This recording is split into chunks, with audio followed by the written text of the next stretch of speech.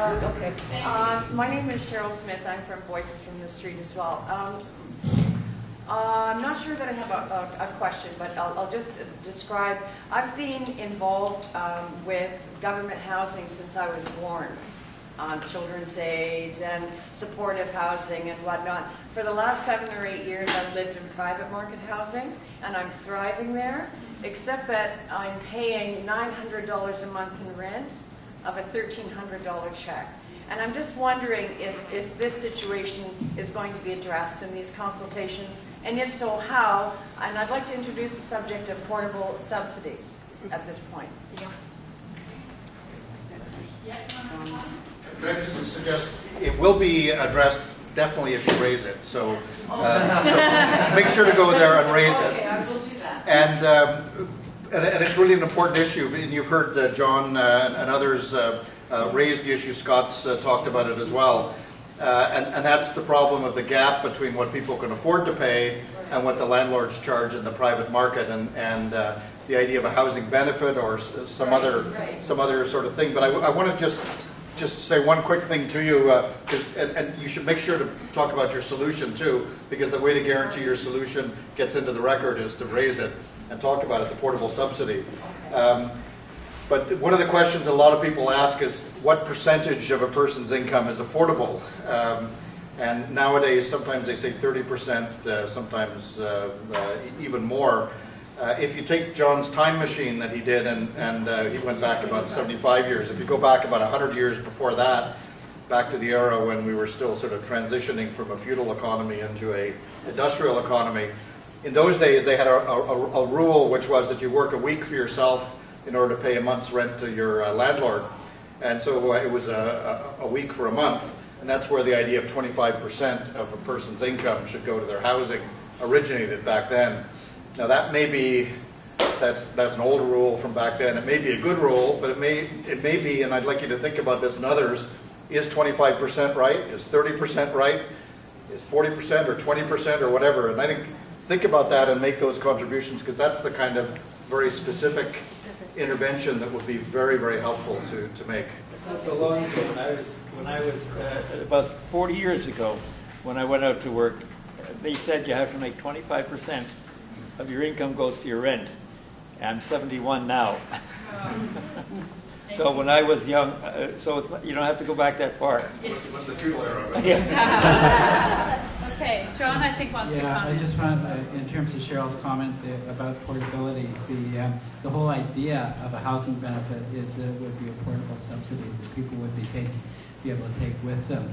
And in fact, if a homeless person was securing housing, then the housing benefit would be there for them. So it would even have advanced portability. Okay, so portability is definitely a theme. Thank you for raising that. I have a comment. The work that I do, I'm one of the outreach workers, and we assist people who are dealing with above guideline rent increases. So there are 2 points I wanted to make. Just that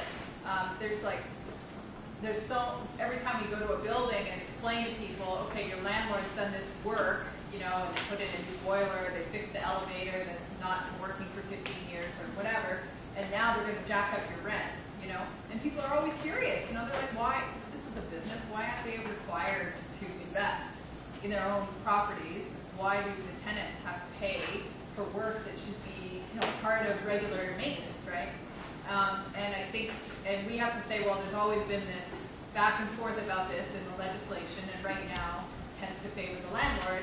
In fact, greatly favors the landlord. So I think that's one point that we'll be raising, is that there should be, certainly the landlord should have to provide more information about their whole operating budget when they're looking at these above guideline rent increases, and it shouldn't be just assumed that the tenants pay for all that kind of work if the landlord is making a healthy profit on the building, right? So that's one point. But another one concerns the housing benefit, and I mean, I'm sure that most of the people that we work with would be thrilled to have another $120 towards their rent or whatever as a benefit when they're working, but still having trouble making the rent every month. But if there's no rent control, then how is that going to help in the long term? If the landlord can count on getting that extra $120 or $140 authority or whatever, and there's no rent control, then it's just going to be this, constant game of catch up. And I mean, in general, we need to support rent control, real rent control, and end of vacancy decontrol. But especially, I think, if we're making an argument for a benefit, we should be tying those things together. Or, yeah, that's all. Okay. I just wanted to make the point that the housing benefits of the design that's similar to the Quebec design, which is the design that the housing benefit group that I was part of put together, they don't actually advertise the benefit. It's based on a formula, and ideally it would be done through the tax system with an advance component to it. So it's not like you would have a particular amount. What we have now through social assistance, we have very visible increases in something called the shelter component. And landlords know when that component goes up that becomes a signal for a rent increase that's very visible and very available. If you have it that works on a formula that says above a certain point we will provide a certain subsidy up to a median rent, for example, that's still based on your income, there's not a particular amount that a landlord could say, aha, that's my rent increase. Just in the same sense as there isn't a particular rental increase that takes place when somebody gets their property or sales tax credit through the provincial government that comes back through their income tax return. It's all mixed in terms of one overall benefit. And so it's not especially to hide it, but it's also not to make it as a visible amount that goes to each person. And the only thing that we can say in Quebec where they have it, it hasn't had the effect of just being taken by landlords at a rent increase time. So that's not to make any particular comment on rent control, but just to say that housing benefits of that sort can work without having that landlord effect.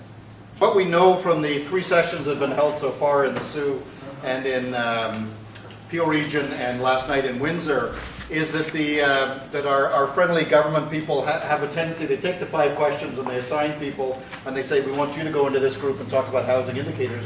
You may want to show up and say, the trans health issue or the trans issue is the issue I want to talk about, and the government may try and slot you there. We've been having a very friendly but firm conversation with the government saying, no, people come and they want to talk about issues and they should be allowed to speak about the issues they want to talk about. So what the government has told us is that when you go there, you will be assigned to go to a certain group, but if you don't want to be in that group and you want to go somewhere else, you can go somewhere else. And you can go to a different group in order to get. And the other thing you can do is they've told us, as of last night in Windsor, and we heard some reports of that this did happen, is there's a kind of free session as well where people can raise issues that aren't covered. So I want you to think, when you walk into the consultation meeting next week and you get a little badge and it says you've got to go to the housing indicator group or you've got to go to this group or that group, you have 2 options. One is to go to a different group, and the second is to use the free time to raise issues that you want to raise. And I want to really encourage people to do that. And when you get there, the issues that brought you to that meeting and the solutions that you want to raise, make sure you do it. And if you have any trouble, there'll be people from the housing network that'll be there to try and negotiate to make sure that everybody's issues, voices, and solutions get heard. So please do that.